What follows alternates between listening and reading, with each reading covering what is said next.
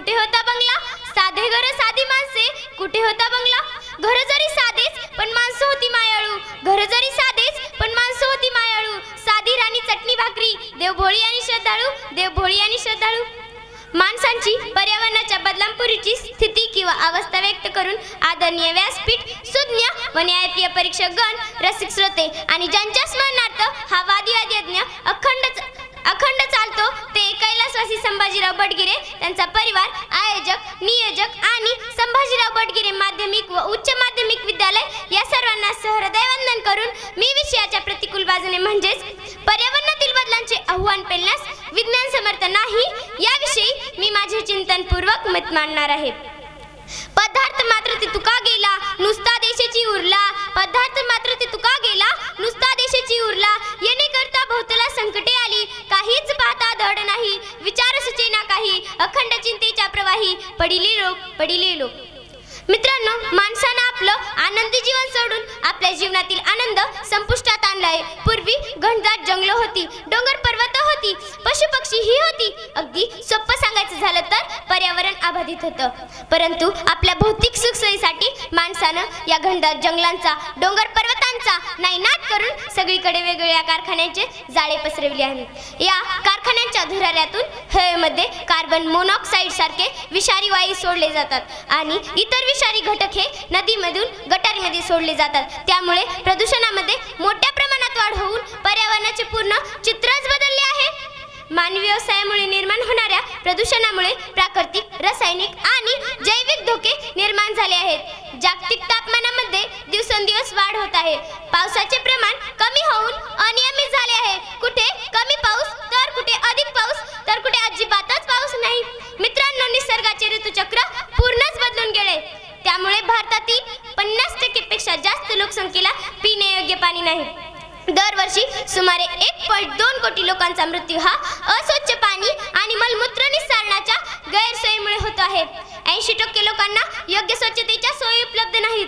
जरी सोयी उपलब्ध झाल्या तरी त्यांची वापरण्याची मानसिकताच नाही. 90 ते 95% सांडपाणी आणि 70% औद्योगिक टाकाऊ पदार्थ कोणत्याही प्रकारची प्रक्रिया न करता पर्यावरणात सोडले जातात. तसेच कृत्रिम सेंद्रिय रसायनही पाण्यात सोडले जातात. त्यामुळे पर्यावरणाचा तोल बिघडतो, पर्यावरणात बिघाड होतात. पर्यावरणाची सर्वाधिक वाईट स्थिती मानवी क्रियांशी संबंधित आहे. त्यामुळे मानवी आरोग्यात बिघाड होतात. प्रत्येक वर्षी सुमारे 30 लाख लोकांचा मृत्यू होत आहेत. कणस्वरूप प्रदूषणामुळे हृदय, फुफ्फुसे व श्वसनाचे विकार होऊन कर्करोगांसारख्याही विकारांचा धोका निर्माण होऊ शकतो. मित्रांनो, प्लास्टिकचा अतिवापर, शीतकपाटातील साठवण, स्वच्छतेसाठी वापरलेली रसायने, औषधे, शेती, वाहतूक, ऊर्जा, औद्योगिक प्रक्रिया अशा प्रकारच्या आपल्या जीवनाशी संबंधित असणाऱ्या प्रत्येक बाबीमध्ये रसायनाचा वापर केला जातो. 50,000 रासायनिक घटकांचा व्यापारी दृष्टिकोनातून वापर केला जातो. त्यात दरवर्षी शेकडोची भर पडत आहे. रसायनांचा वाढता वापर याबाबत सुरक्षितता बाळगली जात नाही. उत्सर्जित रासायनिक पदार्थ, उपउत्पादने, खराब रसायनामुळे व औषधांसारख्या इतर रसायनामुळे पर्यावरणाचे प्रदूषण होते. परिसंस्थेबरोबर मानवी प्राण्यांच्या आरोग्यावर त्याचे घातक परिणाम होतात. मित्रांनो, जवळपास सर्वच कीटकनाशकांचे प्रदूषके म्हणून वर्गीकरण केले जाते. त्यांच्या आवाजवी वापरामुळे त्यांचा मानवाशी संबंध येऊन ती प्राणघातक ठरू शकतात. असा म्हणजेच जागतिक आरोग्य संस्थेचा अहवाल आहे. ती कर्करोगांसाठीही कारणीभूत ठरू शकतात. ही कीटकनाशके मातीमधील परिसंस्थाच बिघडून टाकतात. मित्रांनो, अशा प्रकारची पर्यावरणातील आव्हाने खरोखरच विज्ञानाने पेलली आहेत का? ती आव्हाने पेलण्यास विज्ञान समर्थ झाला आहे का? नाही मित्रांनो, नाही. जर पर्यावरणातील बदलांचे आव्हान पेलण्यास विज्ञान समर्थ असेल तर प्राणी, पशु, पक्षी किंवा जंगल पर्वतांची संख्या का वाढवू शकला नाही?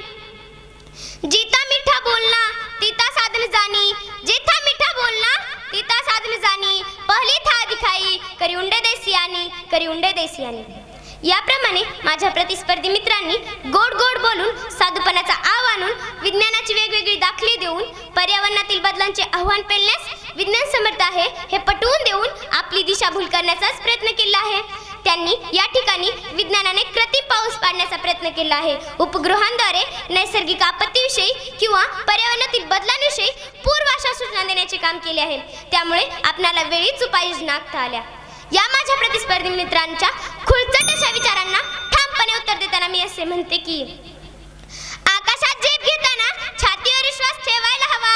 आकाशात झेप घेताना छातीवर विश्वास ठेवायला हवा. पर्यावरणातील आव्हाने पेलण्यास विज्ञान समर्थ आहे म्हणताना, पर्यावरणातील आव्हाने पेलण्यास विज्ञान समर्थ आहे म्हणताना सद्यस्थितीचा विचार करायला हवा. सद्यस्थितीचा विचार करायला हवा. मित्रांनो, माझ्या प्रतिस्पर्धी मित्रांच्या म्हणण्यानुसार पर्यावरणातील बदलांचे आव्हान पेलण्यास विज्ञान समर्थ असेल तर 2013ला उत्तर प्रदेशमध्ये केदारनाथला जो महापुराचा महाप्रलय झाला तो का रोखता आला नाही? गेल्या वर्षी आपल्या भागात किती कृत्रिम पाऊस पाडून आवर्षणाच्या समस्येवर मात केली. यावर्षी कोल्हापूर, सांगली, सातारा सारख्या शहरात जो महापूर आला तो का थांबवता आला नाही? 1993चा लातूर उस्मानाबाद जिल्ह्यातील झालेला भूकंप का रोखता आला नाही? लांब कशाला गेलाय? 10-15 दिवसाखाली ऑस्ट्रेलियात जो वणवा पेटला त्या वणव्यात थोडे नाही, जवळपास 50 कोटींच्या वर पशुपक्षी जनावरं जळून खाक झाली. मित्रांनो, हा वणवा कोणी पेटविला? ही आग कोणामुळे लागली? मित्रांनो, ही आग कोणीही लावली नाही, तर ती आग पर्यावरणातील बदलामुळे लागली. कशी म्हणाल तर सूर्याचे दक्षिणायन असल्यामुळे जंगलातील तापमान वाढले आणि ती आग लागली. मित्रांनो, ही आग कोणी विझवली? तुमच्या विज्ञानाने विझवली का? नाही मित्रांनो, नाही. ती आग सुद्धा पर्यावरणातील बदलामुळेच विझली. कारण अचानक पाऊस सुरू झाला आणि ती आग विझली. म्हणूनच मी म्हणते की पर्यावरणातील बदलांचे आव्हान पेलण्यास विज्ञान समर्थ नसून पर्यावरणच म्हणजे निसर्गच समर्थ आहे. हे त्रिकालाबाधित सत्य आहे. शेवटी जाता जाता मला म्हणावेसे वाटते की सुखासाठी कधी हसावं लागतं तर कधी रडावं लागतं. सुखासाठी कधी हसावं लागतं तर कधी रडावं लागतं. कारण सुंदर धबधबा बनवायला पाण्यालाही उंचावून पडावं लागतं. पाण्यालाही उंचावून पडावं लागतं. जय हिंद, जय भारत, जय पर्यावरण. धन्यवाद. सुजार रसिक जणांना सविनय अभिवादन करून मी कोड क्रमांक 5 वसुंधरेचं उज्ज्वल भविष्य अधोरेखित करणारा, प्रत्येकाच्या मनामनातला कराकरातला शराशरातला जिव्हाळ्याचा आणि सद्यस्थितीत ऐरणीवर असणारा ज्वलंत विषय मांडतो. पर्यावरणातील बदलाचे आव्हान पेलण्यास विज्ञान समर्थ आहे, सक्षम आहे. मानव समाज ने जब भी अंधेरों से दोस्ती की है, जला के अपना घर यही विज्ञान ने रोशनी दी है. जला के अपना घर यही विज्ञान ने रोशनी दी है. परीक्षक महोदय, जेव्हा जेव्हा संपूर्ण मानव दरात पडत होती, पशु सब किड्या मुंगींचं जीवन जगत होती, तेव्हा याच विज्ञानाने प्रकाश दाखवलाय. प्रगतीच्या रथाचा सारथी बनलाय. पर्यावरणातील बदलाचे आव्हान पेलण्यास विज्ञान समर्थ नाही, हे आमच्या विरोधक मित्राचे विधान अतिशय अज्ञानमूलक, हास्यास्पद आणि विज्ञानाची क्षमता आवाका यापासून हे किती दूर आहेत आणि भिन्न आहेत याचीच कबुली देणार आहे. महोदय, दृष्टीसारख्या बदलाचे 7 ते 12 तास पूर्वानुमान सांगणारी प्रणाली मुंबई IITच्या प्राध्यापकांनी विकसित केली. अमेरिका, जपान इत्यादी प्रगत राष्ट्रात पर्यावरणापेक्षाही गूढ आणि अनिबिद्ध अशा भूकंपाबद्दल 12 तास अगोदर भाकिताने सूचित केलं जातं. म्हणून जपान, सुदान, इंडोनेशिया इत्यादी भूकंप प्रवण देशात भूकंपाला यशस्वीपणे तोंड दिलं जातं. जपान, अमेरिकेचं जाऊ द्या, आपल्या मराठवाड्यात 1993ला किल्लारीला झालेल्या भूकंपाबद्दलही अमेरिकेनं पूर्व सूचना दिली होती. परंतु नेहमीच विज्ञानाच्या कवरेज क्षेत्राच्या बाहेर असणाऱ्या नॉट रिचेबल प्रतिस्पर्धी मित्रांना विज्ञानाचं सामर्थ्य कसं दिसेल? भूकंप, भरती, ओटी या पर्यावरणापेक्षाही अनिश्चित आणि आव्हानात्मक आपत्तीवर हे विज्ञान मात करू शकतं, तर त्यापेक्षा कितीतरी चिल्लर अशा पर्यावरणावर का नाही? मित्र हो, समुद्रावरील चक्रीवादळ, मुसळधार पाऊस याचा अचूक अंदाज घेऊन सतर्कतेचा इशारा देणाऱ्या अद्ययावत वेधशाळा आपल्याकडे असल्यामुळेच मच्छीमार लोक समुद्रात 150 किलोमीटर लांब जाण्याचं धाडस करतात. एकट्या महाराष्ट्राच्या किनाऱ्यावर 24,000 यांत्रिक बोटी या विज्ञानाच्या जोरावर समुद्रात बिनधास्तपणे मुक्त विहार करतात.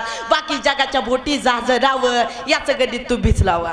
मग डोक्यावर पडलीत काही माणसं, रात्र दिवस अनेक महिने हे लोक समुद्रात वास्तव्य करतात. पर्यावरणाचा बंदोबस्त करणाऱ्या विज्ञानाच्या सामर्थ्यावर आणि भरवशावरच ना.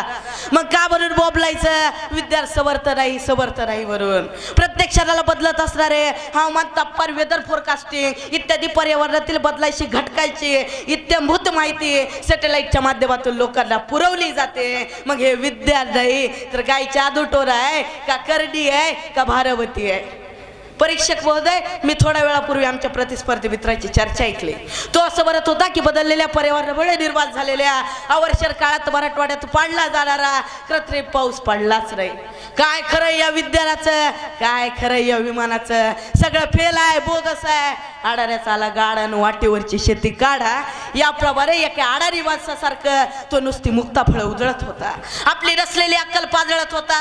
महोदय, मला या पंडिताला विचारायचंय की केवळ एका वेळेला मराठवाड्यात पडला नाही म्हणजे यापूर्वी जगात कधीच कुठेच हा प्रयोग यशस्वी झाला नाही का?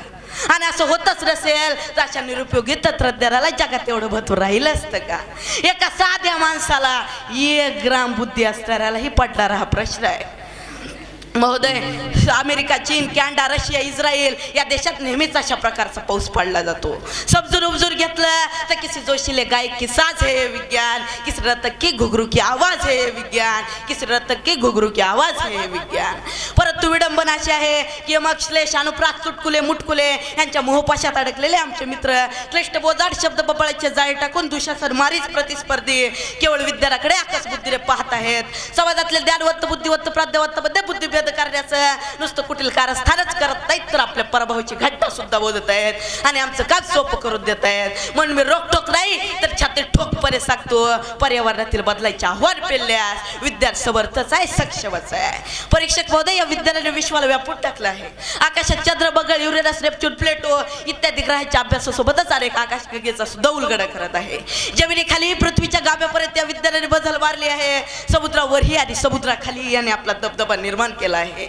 मानवी जीवनाच्या प्रत्येक क्षेत्रात त्याच्या आगी असणाऱ्या विलक्षण सामर्थ्याच्या उपयुक्तेच्या जोरावर या विज्ञानाने कब्जा केला आहे.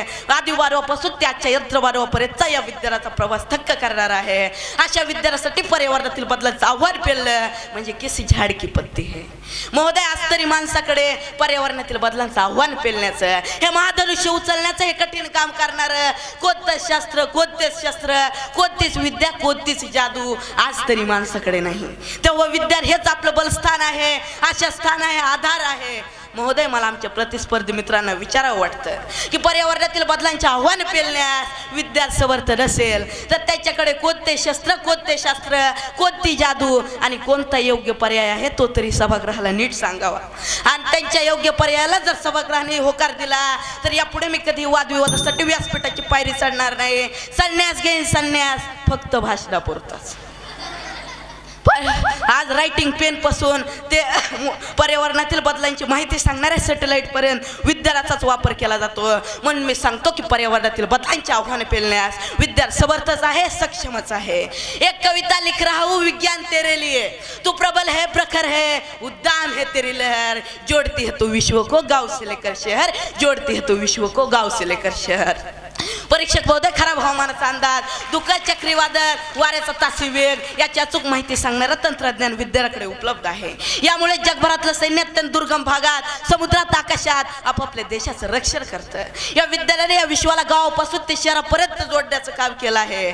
मग त्यामुळे त्यांना बदललेल्या हवामानाबद्दल जागृत केलं जातं, सूचित केलं जातं. म्हणून हे लष्कर बदललेल्या हवामानात ही आपली कामगिरी प्रभावीपणे बजावू शकतं. इतकं प्रबल आणि प्रखर आहे हे विज्ञान. म्हणून मी माझ्या प्रस्तावाचं निसंदिग्ध, निसंशय, निसंकोच समर्थन करतो आणि सांगतो की पर्यावरणातील बदलाचे आव्हान पेलण्यास विज्ञान समर्थ आहे, सक्षम आहे. परीक्षक महोदय, बदललेल्या पर्यावरणामुळे पाऊस असमान पडतो. काही भागात अतिवृष्टी तर काही भागात कमी पाऊस. वाढलेल्या तापमानामुळे कमी पाऊस पडलेल्या भागात जमिनीत मॉइश्चर हा जास्त दिवस टिकून राहत नाही. त्यामुळे बदललेल्या पर्यावरणाशी जुळवून घेऊन भरघोष उत्पन्न देणाऱ्या 270 दिवस घेणाऱ्या पारंपरिक तुरीऐवजी 120 ते 150 दिवसात निघणाऱ्या नवीन तुरीचं वाण जेनेटिक्स तंत्रज्ञानाद्वारे विकसित केलंय. आणि 240 दिवस घेणाऱ्या कापसाऐवजी 150 दिवसात परिपक्व होणारा कापूस ही याच तंत्रज्ञानाची देण आहे. ज्वारी, मका, बाजरी या धान्यांच्या बाबतीत ही नवीन संशोधन झालेली आहे. पूर्वीची आपण ज्यांना गावरान म्हणतो ती पारंपरिक पिकं आता नामशेष झाली आहेत. त्यांच्याऐवजी बदललेल्या पर्यावरणात सक्षमपणे उभी राहणारे व त्यांपेक्षा जास्त उत्पन्न देणारी पिकं ही विज्ञानानेच दिली आहेत. त्या बदललेल्या पर्यावरणात तग न धरणाऱ्या वांगे, टमाटे, कोथिंबीर, पालक, शेवगा, काकडी, गाजर अशा जवळजवळ सर्वच पालेभाज्याच्या नवीन व्हरायटी या विज्ञानाने शोधून काढले आहेत. हे सगळं माहीत असून सुद्धा विज्ञानाचीच मधुर फळं खाऊन विज्ञानालाच बदनाम करणाऱ्यांसाठी, विज्ञानाच्याच क्षमतेवर प्रश्नचिन्ह उपस्थित करणाऱ्यांसाठी एवढंच वाटता येईल, गुड़ खाकर गुलगुले के परहेज का डिंडोरा पिटना बंद करो, जिस थाली में खाते हो उसी में छेद करने का गंदा काम मत करो, जिस थाली में खाते हो उसी में छेद करने का गंदा काम मत करो. परीक्षक महोदय, पश्चिमात्य देशात तर आज पाऊस पडणार आहे म्हटल्याबरोबर अनेक लोक तर छत्र्या घेऊनच घराबाहेर पडतात. इतका सुख तंत्रज्ञान विज्ञानाने आपल्याला दिलेलं आहे, परंतु आपल्या विचारात दळभद्री आहे, आपली झोळीच फाटकी आहे, देवाला द्यायला तर पदर नाही घ्यायला, अशी आपली अवस्था. एवढं सक्षम विद्या सोबतीला असतानाही कायम नकारात्मक त्याचं व्हायरस डोक्यात घुसलेल्या आमच्या प्रतिस्पर्धी मित्रांना विद्या सामर्थ्य कळलं, त्याच्या कौतीच्या बाहेरच आहे. म्हणून मी सांगतो, पर्यावरणातील बदलायचे आव्हान पेलल्यास विद्या समर्थच आहे, सक्षमच आहे, परिपूर्णच आहे. धन्यवाद. वक्ते आणि श्रोते या सर्वांना त्रिवार अभिवादन करून मी कोड क्रमांक 5 आजच्या प्रस्तुत आणि तितक्याच गंभीर आणि चिंतनशील विषयावर माझे अभ्यासपूर्ण आणि पर्यावरणात झालेल्या आमूलाग्र बदलामुळे जग विनाशाच्या उंबरठ्यावर असतानाही पैसा, प्रसिद्धी, राजकारण, बॉलिवूड, हॉलिवूड यामध्ये अखंड बुडालेले आणि घराला आग लागलेली असतानाही कुंभकर्णाची झोप घेणारे, या सगळ्यांच्याच डोळ्यात झणझणीत अंजन घालून त्यांना भानावर आणणारे अत्यंत प्रखर आणि परखड भाष्य करण्यासाठी आपल्या समोर उभी आहे. माझ्या चिंतनाचा आणि अखिल मानवजातीच्या चिंतेचा विषय आहे पर्यावरणातील बदलाचे आव्हान हे विज्ञान समर्थ नाही. सूर्य उगवतो तेव्हा फक्त दिवस उगवतो, सूर्य उगवतो तेव्हा फक्त दिवस उगवतो, झाडे उगवतात तेव्हा जीवन उमलतं. झाड हमखास फळ देतं, फूल देतं, पान देतं, पक्ष्यांना उघडं रान देतं, जगण्यासाठी ऑक्सिजन देतं, सगळ्या गोष्टी देतं झाड. आईच्या मायेनं फक्त झाडच करतं आपलं लाड. झाड आहे औषध, झाड आहे देव, झाड आहे औषध, झाड आहे देव. पुढच्या पिढीच्या आरोग्यासाठी फक्त 10 झाडं लावून ठेव, कारण झाड आहे तरच आपली सुद्धा वाढ आहे, कारण झाड आहे तरच आपली सुद्धा वाढ आहे. परीक्षक महोदय, माणसाच्या जीवनात झाडाला किती अनन्यसाधारण महत्व आहे. झाडाशिवाय अर्थात पर्यावरणाशिवाय मानवी जीवन कसं अपूर्ण आहे. पर्यावरणाने मानवी जीवन किती व्यापून टाकलं आहे याचं महत्व विशद करणाऱ्या व पर्यावरण आणि मानवी जीवन यांच्या अतूट नात्याला अंडरलाईन करणाऱ्या या काही ओळी आहेत. परंतु दुर्दैव असं आहे की विज्ञानाच्या आहारी गेलेल्या काही अंधभक्तांनी विज्ञानाचा ओव्हरयूज, मिसयूज करून पर्यावरणाची अगदी वाट लावली आहे. पर्यावरणाच्या आजच्या दयनीय अवस्थेला हातभार लावणाऱ्या, पर्यावरणाच्या विद्रुपीकरणाला जबाबदार असणाऱ्या विज्ञानाच्या हातून पर्यावरणाचं कदापिही भलं होणं हे असंभव आहे. म्हणून मी अगदी सुरुवातीपासूनच रोखोकच नव्हे तर छातीठोकपणे सांगते की पर्यावरणातील बदलाचे आव्हान पेलण्यास हे विज्ञान समर्थ नाही. परीक्षक महोदय, हवामान विभागाच्या माहितीनुसार 2017च्या अगोदर पासूनच ऑस्ट्रेलिया दुष्काळाचा सामना करत आहे. यंदाच्या हंगामात तर उष्णतेच्या प्रचंड झळा सोसत आहे. याचाच परिणाम म्हणून ऑस्ट्रेलियातील जंगलाला आग लागली आहे. ऊन आणि वारा यामुळे या आगीने आणखीनच आकडार विकराळ रूप धारण केलं.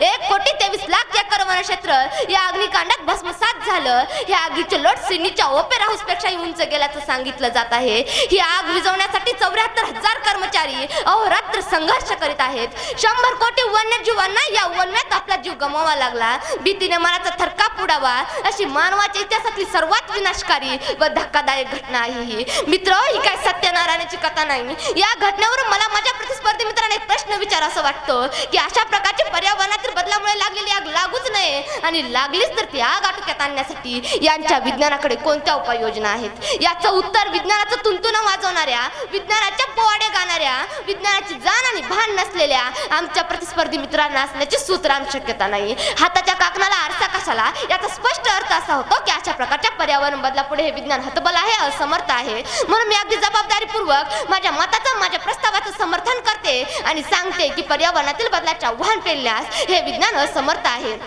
परीक्षक महोदय, दर वर्षाला ही तापमान वाढ 0.20 डिग्री सेल्सिअसने वाढते. या स्पीडने जर हे तापमान वाढत राहिले तर एका दशकात ते 2 डिग्री सेल्सिअस वाढेल आणि 50 डिग्रीच्या पुढे 1 डिग्रीने जर तापमान वाढले तर अनेक प्रकारच्या साथीचे रोग, त्वचा रोग, कॅन्सर सारखे रोग वाढण्याची शक्यता आहे. आणखी 1 डिग्री जर सेल्सिअस तापमान वाढले तर जगातील 10% जीवसृष्टी संपुष्टात येईल आणि यापुढे वाढणाऱ्या प्रत्येक डिग्री सेल्सिअसला हे जीवसृष्टी संपुष्टात येण्याचं प्रमाण दुप्पट होऊन ते 20% पर्यंत जाईल आणि हा सिलसिला असाच चालू राहिला तर येणाऱ्या 51 वर्षात ही पृथ्वी निर्जन होईल, वाळवंट होईल. वाळवंट या पृथ्वीचं हे सांगण्यासाठी कुठल्याही ज्योतिषाकडे जाण्याची गरज नाही. एवढं ढळढळीत सत्य आहे हे. मानव जातीच्या अंताची मृत्यू घंटा आहे ही. परंतु यावर आजचं हे विज्ञान मुग घेऊन गप्प आहे. कुठल्याही प्रकारच्या ठोस उपाययोजना, उत्तर या विज्ञानाकडे अद्याप तरी नाहीत. म्हणून मी अगदी निसंदिग्ध, निसंकोच, निसंशयपणे सांगते की पर्यावरणातील बदलाचे आव्हान पेलण्यास हे विज्ञान हतबल आहे, असमर्थ आहे, असाही आहे.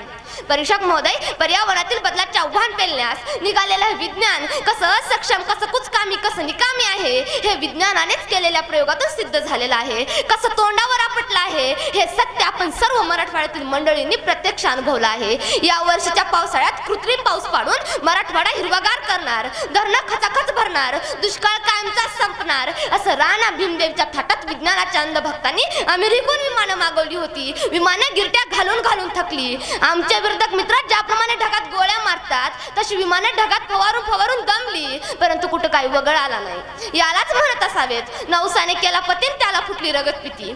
ढगात फवारून पर्यावरण बदलणं हे काय गाजर गवत फवारण्यासारखं सोपं थोडंच आहे. या उलट पावसाळा संपला म्हणून जेव्हा ही विमानं परत गेली तेव्हा 15 दिवस अतिवृष्टी होऊन संपूर्ण महाराष्ट्र जलमय झाला. अशी पांढऱ्या पायाची विमानं आणि विज्ञान पर्यावरणातील बदलाच्या आव्हानाला आव्हान देऊ शकत नाहीत, परंतु हे तथ्य आणि सत्य विज्ञानाच्या अंधभक्तांना, व्हॉट्सअप विद्यापीठातील गुगल जी पंडितांना ज्या दिवशी समजेल ना तो सोनियाचा दिवस असेल. म्हणून माझा स्पष्ट दावा आहे की पर्यावरणातील बदलाचे आव्हान पेलण्यास हे विज्ञान सबसेल फेल आहे, हतबल आहे, असमर्थ आहे. परीक्षक महोदय, चक्रीवादळ समुद्र किनारपट्टी लगतचं मानवी जीवन तबाह करत असतात. तासी 175 ते 225 किलोमीटर अशी माणसाची भंबेरी उडवणारा, हृदयाचा थरकाप करणारा त्यांचा वेग असतो. अशा वादळात सापडणाऱ्या लोकांना धरणीमाय जागा देत नाही. 2 वर्षापूर्वी अमेरिकेत आलेल्या कॅटरीना चक्रीवादळाने तेथील लोकांना अक्षरशः रस्त्यावर आणलं. त्या पाठोपाठ आलेल्या रिटा वादळाने कुठलीच कसर सोडली नाही. ओकी, फणी, भयान, फैलीन, हुडहुड, तिथली फेताई अशी एकापेक्षा एक महाभयंकर वादळ आली. काय केलं विज्ञानाने? अशी वादळ जागतिक तापमानवाढ आणि हवामान बदलाचा परिपाक आहेत. सागरांतर्गत तापमानवाढ ही तुफानाची तीव्रता आणि सहायक शक्ती वाढवत असते असं पर्यावरण तज्ञांचं मत आहे. यावर वस्तुनिष्ठ व विवेकपूर्ण चर्चा करायची सोडून विज्ञानासारख्या गंभीर विषयावर सुद्धा आमचे विरोधक मित्र काव्यरंजन, स्वप्नरंजन, मनोरंजन करून विषयांतर करण्याचा विश्वविक्रम जोक करत आहेत. समोर पराभव दिसत असल्याने असभ्य, असंस्कृत व शिवराळ भाषेचा आधार घेऊन आपला अपयश झाकण्यासाठी उसना अवसान आणत आहेत. पर्यावरणातील बदलाचे आव्हान पेलण्यास हे विज्ञान समर्थ आहे असं निराधार बेताल वक्तव्य करणाऱ्यांनी स्पष्ट करावं की यापैकी कोणतं वादळ थोपवण्याची धमक विज्ञानाने दाखवली, यापैकी कोणतं वादळ रोखण्यासाठी प्रतिबंधात्मक व ठोस उपाय योजला आणि यापैकी कोणत्या वादळाची दिशा बदलली. अशा प्रकारचा बेताल आणि बेजबाबदार वक्तव्य करून स्वतःच्या डोळ्यात धुळफेक करण्यापूर्वी निदान जनाची नाही मनाची तरी लाज बाळगायला हवी आमच्या प्रतिस्पर्धी मित्रांनी.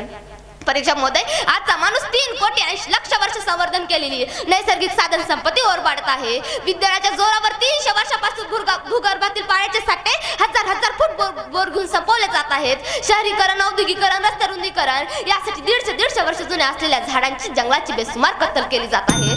जर माणूस वेळीच जागा झाला नाही तर संपूर्ण मानवजात 13,000 वर्ष म्हणजेच 5,200 पिढ्या मागे जाईल. हा भयंकर विनाश केवळ विज्ञानामुळेच ओढवला आहे. याशिवाय 2005चा मुंबईत झालेला जलप्रलय, 2015ला चेन्नईत आलेला प्रलय, केरळ, काश्मीर, केदारनाथ इत्यादी ठिकाणी झालेले प्रलय हे पर्यावरणाच्या असंतुलनाचे फळ आहेत.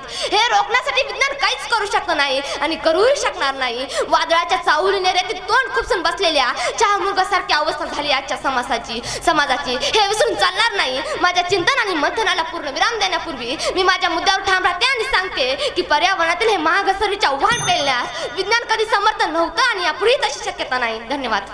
सोन्याहुनी पिवळे हे पडले ऊन, चोहीकडे लसलं शीत, बहरल्या हिरवळी छान. पण आपण असं म्हणण्याचा हक्क जणू आपल्यापासूनच हिरावून घेतलाय. असो, आदरणीय व्यासपीठ, उपस्थित मान्यवर, सुज्ञ परीक्षकगण व माझ्या बालमित्रमैत्रिणींनो, आजच्या वादविवाद स्पर्धेत विषयाच्या अनुकूल बाजूने म्हणजेच पर्यावरणातील बदलांचे आव्हान पेलण्यास विज्ञान समर्थ आहे या बाजूने मी माझे मत मांडणार आहे. सर्वप्रथम मी संयोजकांचे आभार मानते की त्यांनी स्पर्धेसाठी एवढा महत्त्वाचा व गंभीर विषय निवडला. सर्वप्रथम आपण समजून घेऊया पर्यावरण म्हणजे काय. पर्यावरण म्हणजे आपल्या अवतीभोवती जे काही निसर्गतः तयार आहे ते म्हणजे पर्यावरण. आणि विज्ञान म्हणजे काय?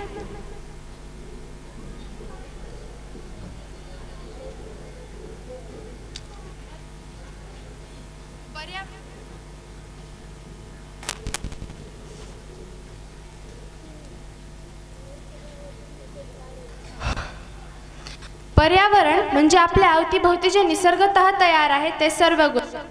पहाटेच्या वेळीचं मखमली धुकं, त्यानंतर दवबिंदू पसरलेले मोती, सोने, पावसाचा आणि इंद्रधनुष्याची कमान हे सर्व पर्यावरण. आणि विज्ञान म्हणजे काय? तर अशक्यालाही शक्य करणारे शास्त्र, शिवाय पर्यावरणाचा अभ्यास करण्याचे शास्त्र म्हणजे विज्ञान. ओव्हरऑल पर्यावरण आणि विज्ञान हे एकमेकांवरच निगडीत आहेत. अगदी सोप्या भाषेत सांगायचं झालं तर पर्यावरण हा विज्ञानाचा थोरला भाऊ आहे. कारण पर्यावरण म्हणजेच निसर्गाच्या पुढे कोणीही जाऊ शकत नाही आणि कधी जाणारही नाही. पर्यावरणातील बदलांचे आव्हान पेलण्यास विज्ञान नेहमीच सक्षम होतं आणि असणारही आहे. गांधीजी म्हणतात, गांधीजींनी जगाला 3 तत्वे दिली: स्वच्छता, स्वावलंबन आणि स्वदेशी. यातील पहिलं तत्व म्हणजे स्वच्छता. हे न अवलंबल्यामुळेच होते प्रदूषण, अस्वच्छता. सगळीकडे प्रदूषण आणि अस्वच्छता झाल्यामुळे पर्यावरणात बदल घडून येतात आणि याचा दोष आपण सर्रासपणे विज्ञानाला देतो, काही अर्थ नसताना. तरीही पर्यावरणातील बदलांचे आव्हान पेलण्यास विज्ञान समर्थ आहेच, असंच मी शेवटपर्यंत म्हणणार. गेल्या वर्षी माझ्या एका व्यक्तीशी गाठ पडलेली. म्हणतो तर काय, विज्ञान म्हणजे समाजकंटक, विज्ञानाला सोडा, धर्माच्या मार्गावर चला. मी विचारलं, असं का बोलताय? तर म्हणतात काय, हिरोशिमा नागासाकीचे बॉम्बस्फोट विज्ञानाने नाही तर कोणी घडवून आणले? आतापर्यंत 50 ते 75% माझ्या प्रतिस्पर्धींनी म्हणलेलं आहे हिरोशिमा नागासाकीचे बॉम्बस्फोट विज्ञानाने घडवून आणले. पण हे साफ चूक आहे. ज्या मानवाने स्वसंरक्षणासाठी विज्ञानाचा वापर करून अणुबॉम्बचा शोध लावला, त्याच मानवाने त्याचा गैरवापर करून स्वतःच्या फायद्यासाठी विनाश ओढवून घेतला. यात विज्ञानाची चूक ती काय? काहीच चूक नसताना दोष देतो ॲज युज्युअल विज्ञानाला. 2-3 वर्षापूर्वी मराठवाड्यात भीषण दुष्काळ पडला होता, पण यावेळी मानवानेच विज्ञानाचाच वापर करून कृत्रिम पाऊस पडला. यावरही अनेक प्रतिस्पर्धींनी आता टीका केली, पण त्यांनी विचारच केला नाही. त्यांना माहितीच नाहीये कृत्रिम पाऊस काही ठिकाणी पडला, पण काही ठिकाणी पडला नाही. जिथे पाऊस पडला त्याचं कौतुक करण्याऐवजी जिथे पाऊस पडला नाही त्याच्यावर टीका करण्यात त्यांनी जास्त वेळ घातला. काय निष्पन्न होणार आहे? तुम्ही टीका केल्यावर कुठे पाऊस पडणार आहे? तर बिलकुल नाही. पाऊस तर पडणारच नाही, उलट तुमचा वेळ, आमचा वेळ, सगळाच वेळ वाया जाईल. पर्यावरणातील बदल, उदाहरणार्थ दुष्काळ रोखण्यासाठी विज्ञानाने कृत्रिम पाऊस पाडलाच आहे की. प्रदूषण, ज्याच्यावर प्रतिस्पर्धी मोठमोठ्याने ओरडून बोलतात, प्रदूषण विज्ञानाने केलं, प्रदूषण विज्ञानाने केलं. त्याच्यावर आळा घालण्यासाठी स्मोक ॲब्सॉर्बर पण विज्ञानानेच तयार केला आहे. याचा अर्थ असा होतो की पर्यावरणातील इतर बदलही रोखण्यासाठी विज्ञान समर्थ आहे. समर्थ आहे विज्ञान पर्यावरणातील बदलांचे आव्हान पेलण्यासाठी सक्षम आहे.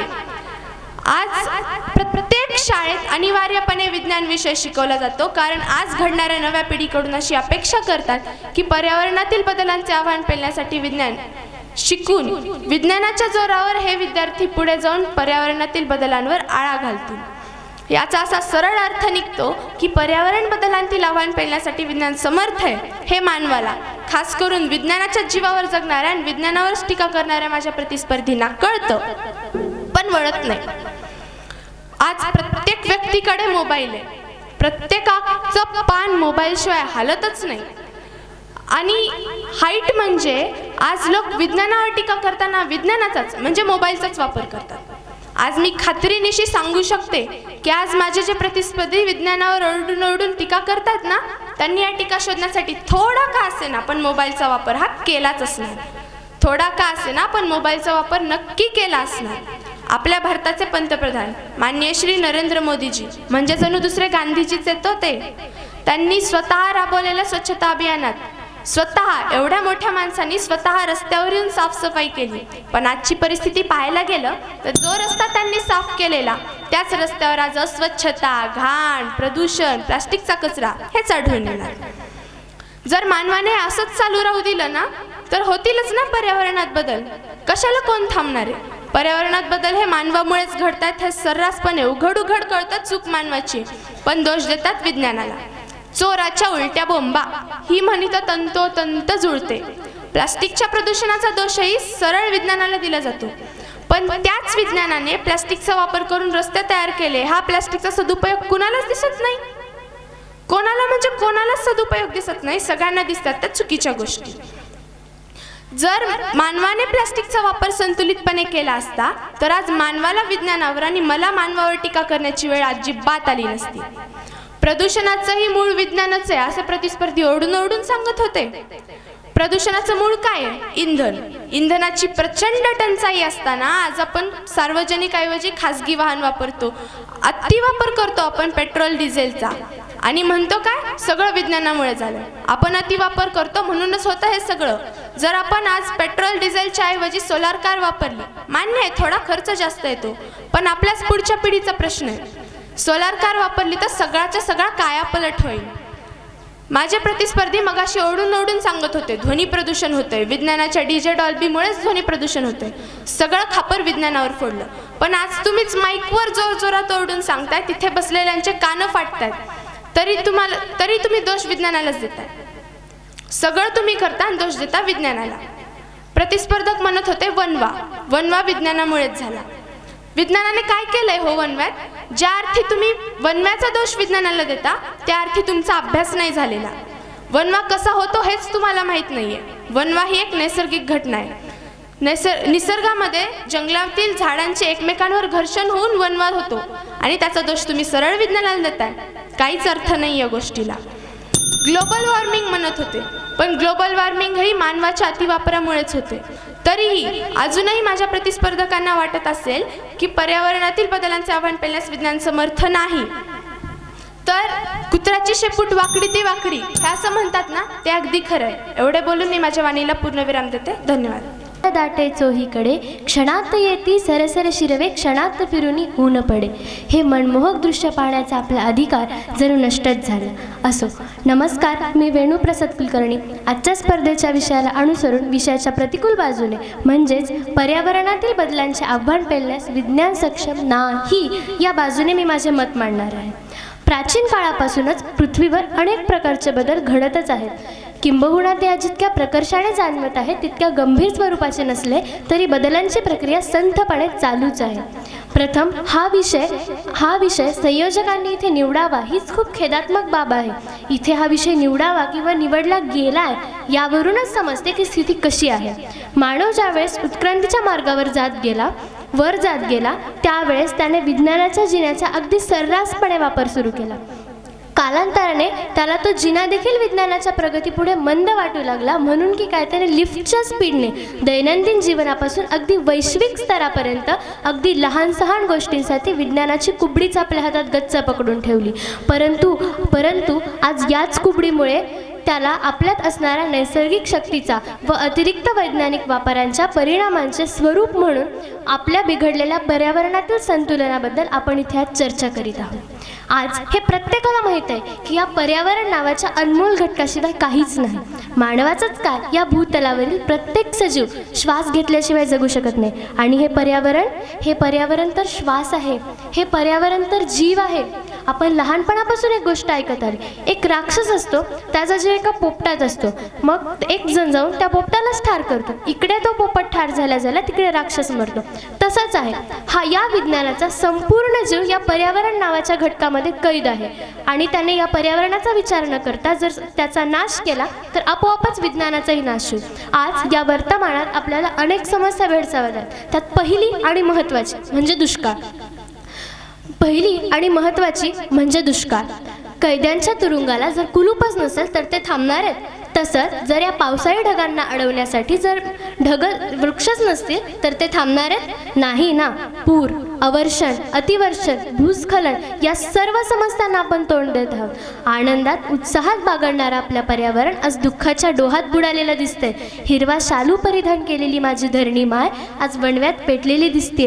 गगनात विहार करणारे पक्षी आज जमिनीवर कोसळून पडतात. जलात विहार करणारे मासे आज जलावर येऊन तरंगतायत. हे भयंकर बदल सध्या पर्यावरणात घडत आहेत. रोखले का विज्ञानाने हे? झेललं का हे आव्हान सक्षमपणे? अरे हे तर मोजके बदल झाले. आणखीन सांगण्यासारखे असे खूप बदल. एखाद्या वैज्ञानिक शास्त्रज्ञाला प्रश्न केला, पर्यावरणातील बदल कोणते? यादी करावी लागेल त्यांच्या उत्तरांची. पर जर असाच प्रश्न विचारला की यावर उपाय का, तर त्या यादीच्या 2% भाग देखील भरणार नाही. वैज्ञानिक शास्त्रज्ञाला विचारलेला प्रश्न हा. विज्ञानाने मोबाईलचा शोध लावला आणि अंगणात येऊन दाणे टिपणारी चिवताई दिसेनाशी झाली. विज्ञानाने रासायनिक खतांचा वापर सुरू केला आणि रोगराईचे बीज पेरले. विज्ञानाने गाड्या बनवल्या आणि सगळीकडे कार्बन डायऑक्साईडचे सावट पसरले. परिणामी ऑक्सिजनचे प्रमाण कमी झाले. विज्ञानाने बोरवेल्सचा वापर सुरू केला आणि लावारसासारखे घातक पदार्थ बाहेर पडू लागले. आधीच आळशी असलेल्या मानवाला अजून आळशी करण्यासाठी पलंग, बाकडे, फर्निचर या सर्व सुविधा विज्ञानाने तयार केल्या आणि अनेक प्राण्यांचे घर हिरावले. विज्ञानाने दूरदर्शनाचा शोध लावला आणि भारताची नवीन पिढी घडकोंबडा बनली. हे सर्व बदल विज्ञानाने केले आणि याला मानव तरी कशाला विरोध करेल? ऊस थोडा गोड लागला आणि मुळासकटच खाऊन टाकला, आता भोगा परिणाम. आज प्रत्येक शाळेत विज्ञान शिकवलं जातं. का? आधीच कमी लागलेत का शोध, की अजून असे भयंकर शोध लावायची गरज पडते? ते म्हणतात ना, घरचे झाले थोडे आणि व्याह्याने धडले घोडे. असंच ते. पर्यावरणातील ऑक्सिजनचे प्रमाण आधीच केवळ 21%. त्यातही एक गोष्ट वाढली की दुसरी आपोआपच कमी होणार. तसंच झालं. पर्यावरणातील कार्बन डायऑक्साईड वाढला आणि परिणामी ऑक्सिजन कमी झालं. आज मुंबईतील ऑक्सिजनचे प्रमाण केवळ 14% आहे. काय केलं विज्ञानाने? केला कृत्रिम ऑक्सिजन तयार. नाही झेलला ना त्याने हेही आव्हान.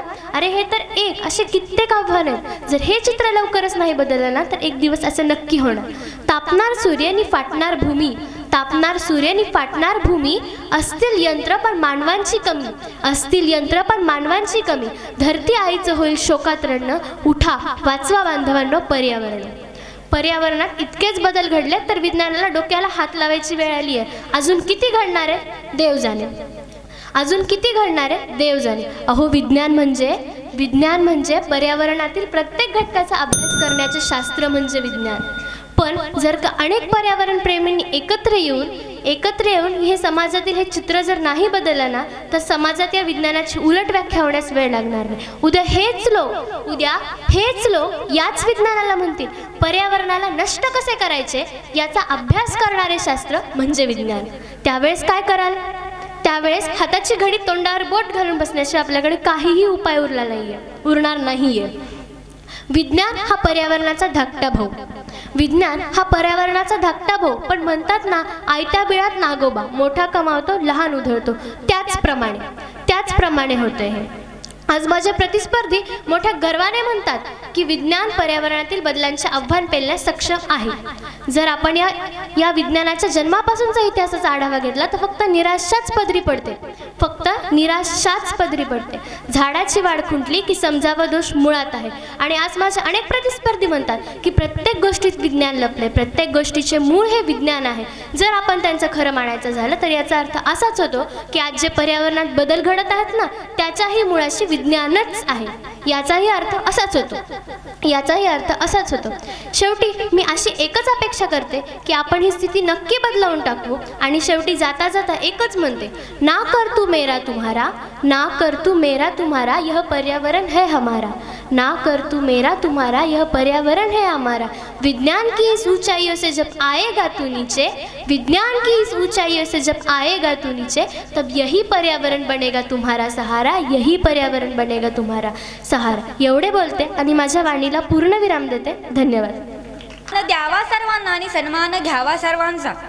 म्हणूनच म्हणते सन्माननीय व्यासपीठावरील सर्व सन्माननीय ज्ञानाच्या या भव प्रणांगणात हातात लेखणी घेऊन बसलेले सुज्ञ तज्ञ जाणकार परीक्षकगण व ते उपस्थित माझे सर्व श्रोते व पर्यावरणातील बदलांचे आव्हान पेलण्यास विज्ञान समर्थ आहे किंवा नाही या प्रस्तुत विषयाच्या अनुकूल बाजूने अर्थातच पर्यावरणातील बदलांचे आव्हान पेलण्यास विज्ञान समर्थ आहे या विषयावर मी सत्यावर आणि तथ्यावर आधारलेले भाष्य करणार आहे. परीक्षक महोदय, पर्यावरण म्हणजे काय याविषयी जर माझ्या प्रतिस्पर्धक मित्रांना विचारलं गेलं तर याविषयी माझ्या प्रतिस्पर्धक मित्रांना एकही उत्तर सांगता येणार नाही. मात्र विज्ञानामुळे पर्यावरणाचे काय झाले याविषयी विचारता दिवस पुरणार नाही इतकी उत्तरं माझे प्रतिस्पर्धक मित्र देतील. कारण फुलाजवळ काय आहे ह्याची जाणीव फक्त मधमाशांना आणि फुलपाखरांनाच असते आणि त्याजवळ कुठेतरी पडलेल्या बेडकालाची जाणीव नसते. पर्यावरणातील बदलांचे आव्हान पेलण्यास विज्ञान समर्थ आहे का असा प्रश्न विचारता आपल्याला असं समजावे लागेल की त्या बेडकाला जर त्या फुलाचा मकरंद मिळालाच नाही आणि या सर्व परिस्थितीमध्ये जर चूक त्या फुलाची ठरवली गेली ही तर हास्यास्पद बाब ठरेल. पर्यावरणातील बदलांचे आव्हान पेलण्यास विज्ञान समर्थ आहे. आपल्या सभोवताली जे सर्व काही दिसतं ते म्हणजे पर्यावरण. यात काही बदल त्यामध्ये म्हटलं जाईल तर पाणी टंचाई, प्लास्टिक प्रदूषण, ओझोनचा तर विरळ होणे, शेती उत्पादनात घट यांसारखी आव्हाने आपल्याला दिसून येतील. मात्र आता ही आव्हाने संपुष्टात आलेली आहेत कारण प्रदूषण सारख्या महाभयंकर समस्येवर आता विज्ञानाने मात केली आहे.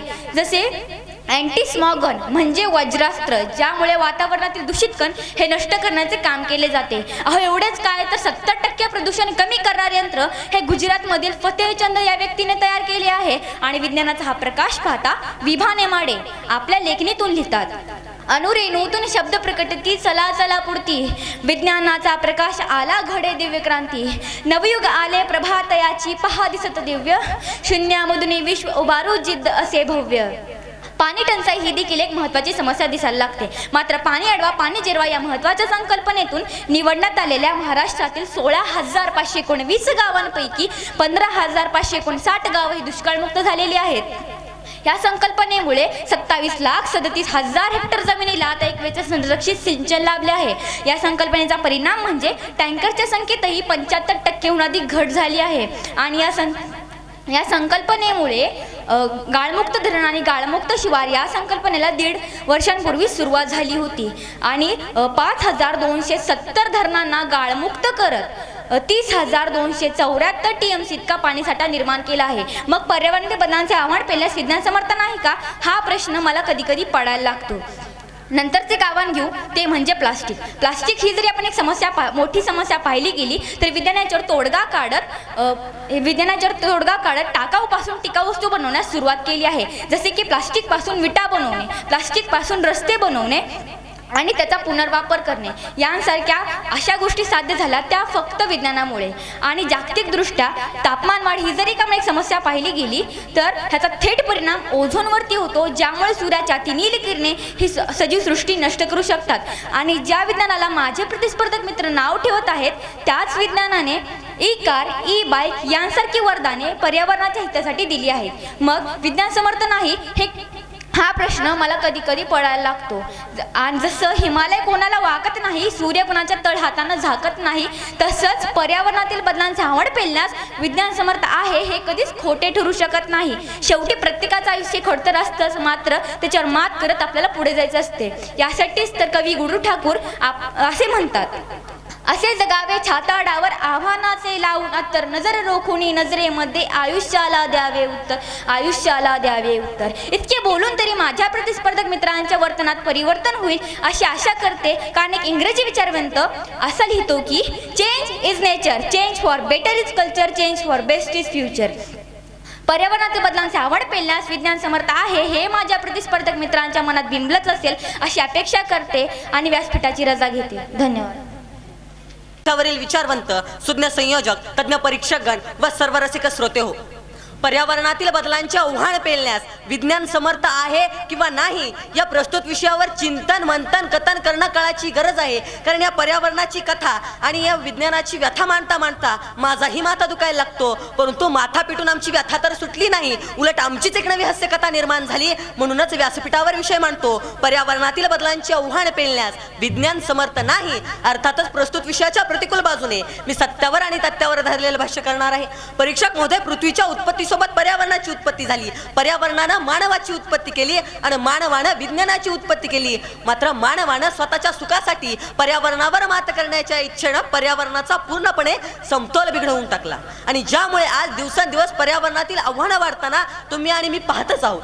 ज्यामध्ये औद्योगिकीकरण असेल, जंगलतोड असेल, यामुळे हवामानात बदल झाला आणि जमिनीची धूप वाढून कसंही कमी झाला आहे. एवढंच काय तर याच्याही पुढे जाऊन जर आपण पाहिलं तर रासायनिक कीटकनाशकांचा वापर जेव्हा आम्ही करायला लागतो तेव्हा या रासायनिक कीटकनाशकांचा परिणाम हा केवळ मानवावरच नव्हे तर संपूर्ण सजीव सृष्टीवर होत चालला आहे. आणि जागतिक पातळीवर ओझोनचा थर विरळ होत जाऊन तापमान वाढत आहे. आणि हीच पर्यावरणाची अवस्था आणि दुरावस्था पाहता कवयित्री शांता शेळकेंच्या त्या 4 ओळी मला आठवायला लागतात, ज्या 4 ओळी खूप आम्ही अभिमानाने म्हणायचो. हिरवी झाडी, पिवळा डोंगर, निळी सावळी दरी, बेट बांबूंचे त्यातून वाजे वाऱ्याची पावरी, कभिंड काळ्या खडकांमधून फुटती दुधाची झरे, संतपणाने गिरक्या घेती शुभ्र शुभ्र पाखरे. आता या चोळी जर अशा म्हटल्या, पिवळी झाडे, कोरडे डोंगर न बघावी अशी दरी, पर्यावरणातील बदलत्या आव्हानांची वाढत चालली दरी, कभिंड काळ्या खडकांनाही पडती आता तडे, पोटाच्या या आगीपायी फिरती शुभ्र शुभ्र पाखरे, फिरती शुभ्र शुभ्र पाखरे. जर असं म्हटलं तर काय वावगं ठरेल. कारण कार्नेल युनिव्हर्सिटीच्या वतीने 23 सप्टेंबर 2019 रोजी जाहीर करण्यात आलेला अहवाल असा सांगतो की गेल्या 50 वर्षामध्ये जगातील एकूण 50 अब्ज पक्षी नाहीसे झाले आहेत. मग परीक्षक महोदय, जर माझ्या प्रतिस्पर्धक मित्रांच्या म्हणण्यानुसार जर विज्ञान समर्थ आहे तर 3 अब्ज पक्षी नाहीसे होताना विज्ञानाने कोणत्या संकल्पना राबवल्या हा प्रश्न मला पडायला लागतो. जर प्रतिस्पर्धक मित्रांच्या म्हणण्यानुसार जर दुष्काळमुक्त गावं ही महाराष्ट्रातली झाली असली तर मला वाटतं की मग पर्यावरण हे काय फक्त महाराष्ट्रापुरतं मर्यादित आहे का? तरी याच माझ्या महाराष्ट्रामध्ये एक मराठवाडा असा आहे की ज्या मराठवाड्याची ओळख हा दुष्काळग्रस्त मराठवाडा म्हणून आहे.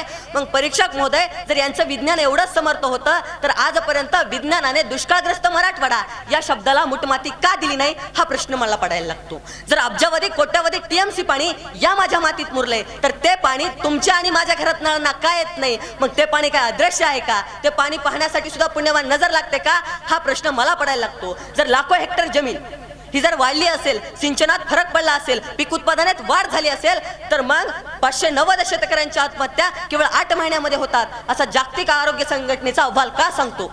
ऑगस्ट 2018 मध्ये एकूण 590 शेतकऱ्यांनी आत्महत्या केल्या. मग 590 शेतकरी आत्महत्या करताना विज्ञानाच्या कोणत्या संकल्पनेने यांना अडवलं असं मला वाटायला लागतं. परंतु विषयाचा कसलाही जाण भान आणि ज्ञान नसताना पोपटपंची बोलबाला करून माझं तेच खरं म्हणणाऱ्या प्रतिस्पर्धक मित्रांनो, विषयाचा थोडंसं जाण ठेवा, भान ठेवा आणि ज्ञान ठेवा आणि माझं तेच खरं म्हणण्यापेक्षा खरं तेच माझं म्हणा. कारण ज्या प्रकारे तुम्ही ई बाईकच्या संकल्पना सांगता, ज्या प्रकारे तुम्ही बायोगॅसच्या संकल्पना सांगता, कृत्रिम पावसाच्या संकल्पना सांगता, त्यानुसार मलाही तुम्हाला सांगावं वाटेल ई बाईक्स हे प्रदूषण रोखू शकते. मान्य करतो, ई बाईक्स प्रदूषण रोखू शकते, सोलार प्लेट प्रदूषण रोखू शकते. मात्र मला सांगा, प्रदूषण बनवणाऱ्या ज्या सोलार प्लेट बनवणाऱ्या ज्या फॅक्टरी आहेत किंवा ई बाईक्स बनवणाऱ्या ज्या फॅक्टरी आहेत त्याच्यापासून सुद्धा प्रदूषण होते. मग त्याच्यासाठी विज्ञानाने कोणता तोडगा काढला हा महत्त्वाचा प्रश्न असतो. परंतु विषयाचं थोडंसं जाण न ठेवता आपलं तेच खरं म्हणणाऱ्या प्रतिस्पर्धक मित्रांनी आपलं विषयाचं थोडंसं जाण असू द्यावं. कारण विषय जोपर्यंत समजणार नाही तोपर्यंत तुम्हालाही बोलता येणार नाही. याच माझ्या प्रतिस्पर्धक मित्रांची कान उघडणी करताना एक हिंदी तत्व व्याख्याता असा लिहितो, समझ समझ के समझ को समझो, समझ समझ के समझ को समझो, समझ समझना भी एक समझ है. समझ समझ के समझ को समझो, समझ समझना भी एक समझ है. इतना समझा कर आप ना समझे तो हमारी समझ में आप ना समझ है, हमारी समझ में आप ना समझ है. असा हिंदी तत्व व्याख्याता माझ्या प्रतिस्पर्धक मित्रांची कान उघडणी करताना लिहितो. शेवटी तुम्ही सर्वांनी हे जाणूनच घ्यायला हवं. कारण प्रतिस्पर्धक मित्रांनो, ज्या प्रकारे आपण विज्ञानाविषयी बोलतोय, विज्ञान हे एक नवी संकल्पना आहे. हे विज्ञान म्हणजे काय आहे, विज्ञानाबद्दल काय बोलावं? कारण जागतिक आरोग्य संघटनेने दर्शवलेल्या एका अहवालानुसार प्रदूषण ही एक सगळ्यात मोठी कीड जगाला लागलेली आहे. आणि या प्रदूषणामुळे जवळजवळ 10 लाख जणांचा मृत्यू हा केवळ 2018 साली झाला. आणि एवढंच काय तर तो अहवाल असा सांगतो की एकूण 10 व्यक्तीपैकी जर 10 व्यक्ती असतील तर 10 व्यक्तीपैकी 9 व्यक्ती हे अस्वच्छ हवेमध्ये श्वसन करतात. मग अस्वच्छ हवेमध्ये श्वसन करताना जेव्हा त्यांना हृदयरोग, त्वचारोग, कॅन्सर यांसारख्या वेगवेगळ्या समस्या विकारायला लागतात, त्यांचा जीव जातो, तेव्हा विज्ञानाच्या कोणत्या संकल्पना येऊन यांना अडवतात. हिरोशिमा, नागासाकी यांसारख्या मोठमोठ्या संकल्पना, यांसारखे मोठमोठे जेव्हा घातक परिणाम या विज्ञानामुळे होतात, तेव्हा विज्ञानात जर आपल्याला मारणार असेल तर विज्ञान कसं तारू शकतं हा महत्त्वाचा प्रश्न. परीक्षक महोदय, माझ्या प्रतिस्पर्धक मित्रांनी सगळ्यांनी विज्ञानाची महती सांगितली. मात्र विषय होता पर्यावरणातील बदलांचे आव्हान पेलण्यास विज्ञान समर्थ आहे किंवा नाही. मात्र पर्यावरणासंबंधी माहिती ठेवली बाजूला आणि माझे प्रतिस्पर्धक मित्र हे विज्ञानाचीच महती सांगत सुटले. आता मला वाटायला लागतं की जेव्हा माझा प्रतिस्पर्धक मित्र हा विज्ञानाची तुलना हा मोबाईलशी करायला लागतो, तेव्हा मला वाटतं की विज्ञानाची म्हणजे या मोबाईलचा आणि पर्यावरणाचा संबंध काय? बरं, मुलगी वाचवा मुलगी शिकवा ही संकल्पना आमची पर्यावरणाशी कुठे निगडीत आहे? मात्र तरीही विषयाचं जाण आणि भान नसताना माझं तेच खरं म्हणणारे हे प्रतिस्पर्धक मित्र आपलंच खरं करत आहेत. एकीकडे माणुसकीची लक्तरे वेशीवर टांगली जात आहेत आणि आपलं तेच खरं म्हणण्याचं काम माझे प्रतिस्पर्धक मित्र करत आहेत. शेवटी तुम्ही सगळ्यांनी सुद्धा हे जाणून घ्यावं आणि पर्यावरणातील बदलांचे आव्हान पेलण्यास विज्ञान समर्थ नाही आणि कधीच नव्हते. मात्र कसं असतं की आपलं तेच खरं म्हणावं लागतं. कारण एवढं सांगून जर माझ्या प्रतिस्पर्धक मित्रांच्या वर्तनात परिवर्तन झालं नसेल तर निश्चितपणे गाढवासमोर गायली गीता आणि तो म्हणतो माझाच गोंधळ बरा होता असाच प्रकार दिसून येईल. मात्र शेवटी तरी तुम्ही माझ्या या गोष्टीचा विचार करायला हवा आणि शेवटी माझ्या वाणीला पूर्ण विराम देताना मी आपल्या सर्वांची रजा घेताना आपल्याला एकच ठामपणे सांगू इच्छितो की पर्यावरणातील बदलांचे आव्हान पेलण्यास विज्ञान समर्थ नाही. No, never, nothing and not. एवढे बोलून मी माझ्या वाणीला पूर्ण विराम देतो. धन्यवाद. तसेच इथे जमलेल्या माझ्या बालमित्रांनो, सर्वप्रथम मी आपणास नमस्कार करतो. आजच्या या स्पर्धेचा विषय आहे पर्यावरणातील बदलांचे आव्हान पेलण्यास विज्ञान समर्थ आहे का नाही. म्हणजेच पर्यावरणामध्ये जे बदल घडून येतात ते आपल्यासमोर जे आव्हान निर्माण करतात ते आव्हान पेलण्यास किंवा ते आव्हान सहन करण्यास विज्ञान समर्थ आहे का नाही. तर मी या विषयावरची अनुकूल बाजू मांडणार आहे. मित्रांनो, पर्यावरणातील घटकांमधील बदल आपल्यासमोर विविध प्रकारचे आव्हान निर्माण करतात. जसे की त्या घटकाचे प्रदूषण असेल, त्या घटकाची टंचाई, तसेच नैसर्गिक आपत्ती अशा प्रकारचे आव्हान निर्माण करतात. सर्वप्रथम मी आपणास हवा या पर्यावरणीय घटकाबद्दल सांगू इच्छितो. हवा प्रदूषण म्हणजेच वायू प्रदूषण हे सध्याच्या जगामध्ये महत्त्वाचे प्रश्न बनले आहे. तर विज्ञानाच्या मार्फत आपण हवा शुद्ध करणारे यंत्र निर्माण केले आहे. जगातील सर्वात मोठे हवा शुद्ध करणारे यंत्र किंवा हवा शुद्धीकरण यंत्र हे चीनमध्ये सध्या उपलब्ध आहे. तसेच आपण उपग्रहांच्या मार्फत हवामानाचा अंदाज लावू शकतो. तसेच येणारी नैसर्गिक आपत्ती जसे चक्रीवादळ, अतिवृष्टी, पूर यांची पूर्वसूचना आपल्याला मिळू शकते व त्या प्रदेशातील आपण लोकांना स्थलांतरित करून त्यांचे जीव वाचवू शकतो. तसेच भारतातील प्रमुख शहरांमधील प्रदूषकांची मात्रा किती असावी याबाबत नागपूरच्या भारतीय पर्यावरण अभियांत्रिकी संशोधन नेरी या संस्थेमार्फत संकलित करण्यात आली आहे. हे एक विज्ञानाचा फार मोठा विकास आहे. तसेच आपण प्रगत तंत्रज्ञानामार्फत संगणकाद्वारे प्रदूषणाचे मापन करू शकतो व हवा शुद्धीकरण यंत्रणेवर नियंत्रण आणू शकतो. तसेच खनिज तेल, पेट्रोल, डिझेल यांवर चालणारे यंत्रांऐवजी आपण सौर ऊर्जेवर चालणारे यंत्र किंवा विद्युत ऊर्जेवर चालणारे यंत्र देखील निर्माण केले आहेत. त्यामुळे हवेचे प्रदूषण तर होत नाही. तसेच जे क्षय होणारे नैसर्गिक साधन संपत्ती आहे, उदाहरणार्थ खनिज तेल, यांचे देखील साठे लवकरात लवकर लोप पावत नाहीत. पाणी हे देखील पर्यावरणाचे एक महत्त्वाचे घटक आहे. तर जसे हवा प्रदूषण आहे तसे पाणी प्रदूषण देखील आहे. तर आपण विज्ञानाच्या आधारावर या समस्येवर देखील मात केली आहे. मित्रांनो, ठिकठिकाणी जलशुद्धीकरण यंत्रणा बांधण्यात आली आहेत. तसेच पाण्यामधील विषारी घटक जसे की शिसे, पारा व अन्य विषारी घटक आपण बाजूला करून स्वच्छ पाणी वापरू शकतो व त्यासाठी नेरी ही संस्था मार्गदर्शन करते. तसेच प्लास्टिक कचरा आपण स्वतंत्र ठिकाणी त्याचा स्वतंत्र साठा तयार करून त्यापासून आपण डांबर निर्मिती करू शकतो. तसेच आपण गावागावांमध्ये जलशुद्धीकरण यंत्रणा देखील उभारू शकतो. मित्रांनो, तसेच ज्या ठिकाणी पाण्याची टंचाई आहे तेथे आपण कुंपनलिकेच्या मार्फत पाणी उपलब्ध करू शकतो. शोषखड्डांच्या मार्फत पाणी साठवू शकतो. नदीवर धरण बांधून आपण पाण्यावर नियंत्रण मिळवू शकतो. बांध बांधून आपण वाहून जाणारे पाणी अडवू शकतो. मित्रांनो, पूर हे एक भयानक अशी नैसर्गिक आपत्ती आहे. तर या आपत्तीवर देखील विज्ञानाच्या मार्फत मात केला गेला आहे. सध्या जपानने केलेल्या GCAS प्रोजेक्ट मार्फत गुहा निर्माण करून आपण पुरावर नियंत्रण आणण्याचा प्रयत्न केला आहे. हे एक वैज्ञानिक क्षेत्रातील फार मोठा विकास आहे. तसेच पाण्याप्रमाणे जमीन हे देखील एक पर्यावरणाचा महत्त्वाचा घटक आहे. तर आपण शेती करताना जे टाकाऊ पदार्थ निर्माण होतात, उदाहरणार्थ केर कचरा, तर या केर कचऱ्याचा भस्मीकरण करून त्यापासून आपण विद्युत निर्मिती करू शकतो. तसेच त्यापासून आपण ऊर्जा निर्मिती करू शकतो, खत निर्मिती करू शकतो, बायोगॅस निर्मिती देखील करू शकतो. तसेच वैज्ञानिक अभ्यासाने म्हणजेच विज्ञानाच्या आधारे आपण खत देखील निर्माण केले आहे. त्याच्या मदतीने आपण जमिनीला सुपीक बनवू शकतो. तसेच मी आपणास एक सांगू इच्छितो की साखर कारखान्यामध्ये ऊसावर प्रक्रिया केल्यानंतर जो काही ऊसाचा शिल्लक भाग असतो त्याच्या मार्फत आपण इथेनॉल देखील निर्माण करू शकतो व त्या इथेनॉलचा आपण उपयोग खनिज तेल म्हणजे इंधन यांसारखा करू शकतो. तसेच पर्यावरणातील सजीव हा देखील पर्यावरणाचा महत्त्वाचा घटक आहे. सध्याचे ऑस्ट्रेलियाचे प्रकरण तुम्हाला माहीत असेल.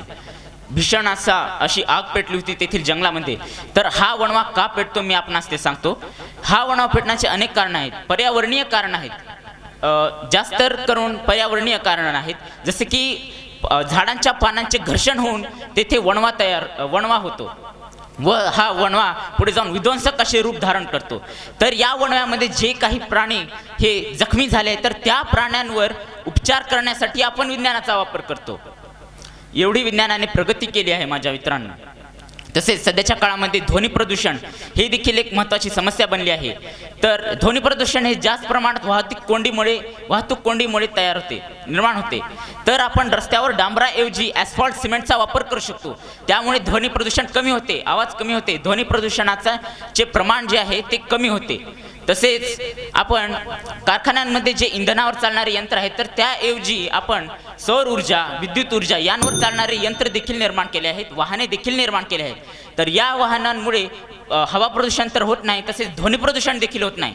उदाहरणार्थ विजेवर चालणारी ट्रेन, विजेवर चालणारी स्कूटी, तसेच सायकल तर हे फार उत्तम असे वाहन आहे. त्यामुळे मानवाचा व्यायाम होतो. तसेच हवा प्रदूषण होत नाही, तसेच ध्वनी प्रदूषण देखील होत नाही.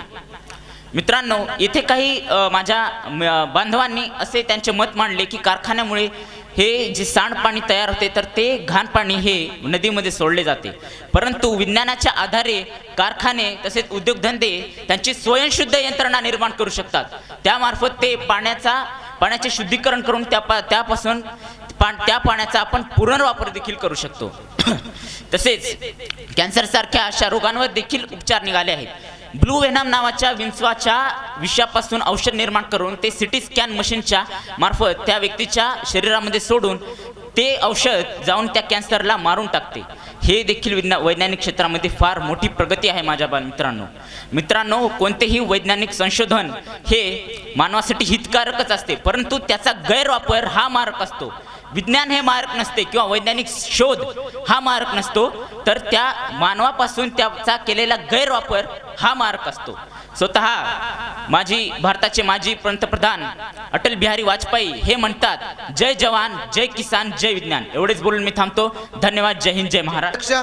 प्रमुख पाहुणे आणि इतर मान्यवर, उपस्थित सर्व गुरुजन वर्ग आणि माझ्या विद्यार्थी मित्रांनो, आज मी पर्यावरणातील बदलांचे आव्हान पेलण्यास विज्ञान सक्षम कसे नाही याबद्दल बोलणार आहे.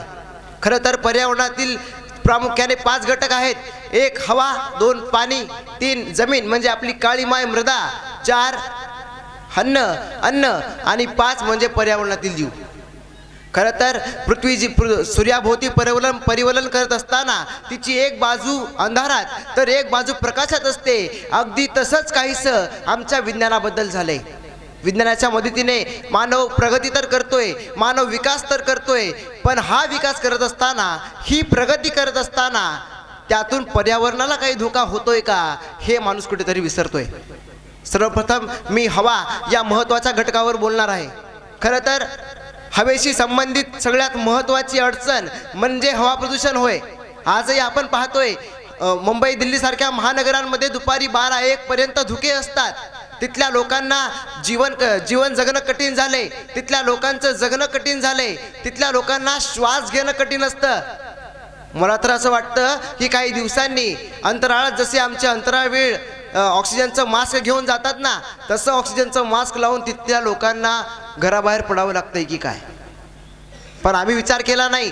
आताच एका मित्राने हरितगृहाबद्दल सांगितलं, पण तो हे सांगणं विसरला की हरितगृहामुळं बहुतांश सूर्यकिरणे ही परावर्तित होतात आणि त्यामुळं त्याच्या वातावरणातील तापमान वाढतं आणि त्यामुळं विज्ञानामुळं हे तापमान मेंटेन करू शकत नाही किंवा रोखू शकत नाही. त्यानंतर त्याने असं सुद्धा सांगितलं की आता प्रदूषण शोषून घेणारी यंत्र सुद्धा निर्माण झाली आहेत. पण ही यंत्र निर्माण करण्यासाठी परत फायबरचा वापर होणार, परत प्लास्टिकचा वापर होणार आणि पुन्हा तोच वाद निर्माण होणार, यात काय अर्थ नाही. त्यानंतर मी पाणी या महत्त्वाच्या घटकावर बोलतो. खरं तर पाणी वाचवा जीवन वाचवा या वाक्यावरून आपल्याला पाण्याची महानता कळते. जीवनसृष्टीमध्ये पाणी किती महत्त्वाचं आहे, किती बहुमोल आहे हे कळतं. पण हेच पाणी जर विषारी द्रव्यांनी युक्त असेल तर, आणि सध्या भारतात हेच होत आहे. कानपूर सारखी मोठमोठी औद्योगिक शहरं नदीकाठी बसलेली आहेत, त्यामुळे तिथलं निघणारं सांडपाणी सर्रासपणे नदीमध्ये सोडलं जातं. हे पाणी प्राशन केल्यामुळं तिथल्या स्थानिक लोकांना याचा त्रास होतो. त्यांच्या शरीरावर जो काही परिणाम होतो तो न सांगितलेलाच बरा. आताच माझ्या प्रतिस्पर्धकाने सांगितलं की कृत्रिम पावसाच्या मदतीने आपण दुष्काळ रोखू शकतो. पण असं असताना सुद्धा आमच्या मराठवाड्यामध्ये मुख्यतः लातूर, बीड, उस्मानाबाद सारख्या भागांमध्ये अजूनही दुष्काळ पडतो. शेतकरी होळपरून मरतो. याचं उत्तर मला या ठिकाणी द्यावं. खरं तर त्यानंतर गंगा नदी प्रदूषित का झाली याचं उत्तर विज्ञानाकडे नाहीये. पण ही नदी स्वच्छ करण्यासाठी केंद्र शासनामार्फत अनेक प्रयत्न केले गेले, पण तुमचं अतिप्रगत विज्ञान गंगा नदी अजूनही स्वच्छ करू शकलेलं नाहीये, कारण ते यासाठी सक्षमच नाहीये. ही खरी वस्तुस्थिती आहे. त्यानंतर मी जमीन या घटकावर बोलतो. खरं तर दळणवळणासाठी विज्ञानाच्या मदतीने मानवाने डोंगर खोदले, भुयारी मार्ग निर्माण केले, पण त्यामुळे नंतर भूस्खलनासारख्या समस्या निर्माण होतात आणि त्यातूनच पुन्हा भूकंप आणि ज्वालामुखीचा उद्रेक यासारख्या समस्या निर्माण होतात. या समस्या तुम्ही विज्ञानाच्या माध्यमातून रोखू शकता का याचं उत्तर सुद्धा तुम्ही मला या ठिकाणी द्यावं. खरं तर आता विविध रसायनांचा वापर करून शेती केली जाते, त्यामुळे आमच्या मातीची सुपीकता कमी होते. ही सुपीकता तुम्ही विज्ञानाच्या मदतीनं परत आणू शकता का, हा सवाल या ठिकाणी उपस्थित होतो. त्यानंतर अन्न या महत्त्वाच्या घटकाविषयी बोलतो. आज जगाच्या कानाकोपऱ्यात तुम्ही कुठेही जा, सगळीकडे तुम्हाला मस्त स्वादिष्ट भेसळयुक्त अन्न खायला मिळणार आहे. हे निर्विवाद सत्य. ऐकायला विचित्र वाटतंय ना, खायला सुद्धा विचित्रच वाटतं. असो, माझ्या प्रतिस्पर्धकाने आत्ताच सांगितलं की विज्ञानाच्या माध्यमातून आपण वर्षभर अन्नपदार्थ साठवून ठेवू शकतो, पण तो हे सांगणं विसरला की एखादा अन्नपदार्थ जर आपण वर्षभर साठवून ठेवला की तर उत्पादनाच्या वेळी जेवढी पोषक तत्वे त्यामध्ये होती तेवढी पोषक तत्वे त्यामध्ये 1 वर्षानंतर असणार आहेत का, आणि जर नसतील तर विज्ञानाच्या माध्यमातून तुम्ही ती पोषक तत्वे यामध्ये निर्माण करू शकणार आहात का, हा सवाल सुद्धा या ठिकाणी उपस्थित होतो. त्यानंतर माझ्या प्रतिस्पर्धकाने फ्रीजची संकल्पना सुद्धा मांडली. त्या फ्रीजमध्ये अन्न साठवून ठेवल्यामुळं त्या अन्नपदार्थाची पोषक तत्वे एखाद्या विशिष्ट कालावधीनंतर नष्ट होतात. हे पण अन्नपदार्थ जर आपण सेवन केले तर आपल्या शरीरातलं तापमान कृत्रिमरित्या वाढतं आणि त्यामुळं आपल्या शरीराला आपल्याला विविध रोगांना सामोरे जावे लागतं. हा सवाल या ठिकाणी उपस्थित होतो. त्यानंतर मी पर्यावरणातील जीव या महत्त्वाच्या घटकाबद्दल बोलणार आहे. खरं तर परवा आमच्या ऑस्ट्रेलियातील जंगलामध्ये जी काही आग लागली त्या आगीमध्ये 50 कोटी जनावरं मारली गेली. पण ही जनावरं मारली गेली, त्या जनावरांचा जीव तुम्ही परत आणून देऊ शकता का? ही आग लागल्यानंतर विझवण्यासाठी अनेक प्रयत्न विज्ञानाच्या माध्यमातून केले गेले, पण ही आग लागल्यानंतर विज्ञानाच्या माध्यमातून अनेक प्रयत्न केले गेले, पण ही आग मुळात लागलीच कशामुळे? ती विज्ञानाची आग तर नव्हती ना, याचं संशोधन होणं महत्त्वाचं आहे. मागं हिरोशिमा नागासाकीवर जेव्हा अणुबॉम्ब टाकले गेले तेव्हा पासून ते आजपर्यंत तिथल्या लोकांना याचे चटके अजून सुद्धा जाणवतात. त्यांच्या आयुष्यात जो काही बदल झालाय तो बदल तुम्ही विज्ञानाच्या माध्यमातून बदलवू शकता का, हा सवाल सुद्धा या ठिकाणी उपस्थित होतो. या सर्व कारणामुळे विज्ञान हे पर्यावरणातील बदलांचं आव्हान पेलण्यास सक्षम नाहीये एवढं बोलून अशी वस्तुस्थिती मांडून मी थांबतो. जय हिंद, जय महाराष्ट्र, इन्कलाब जिंदाबाद.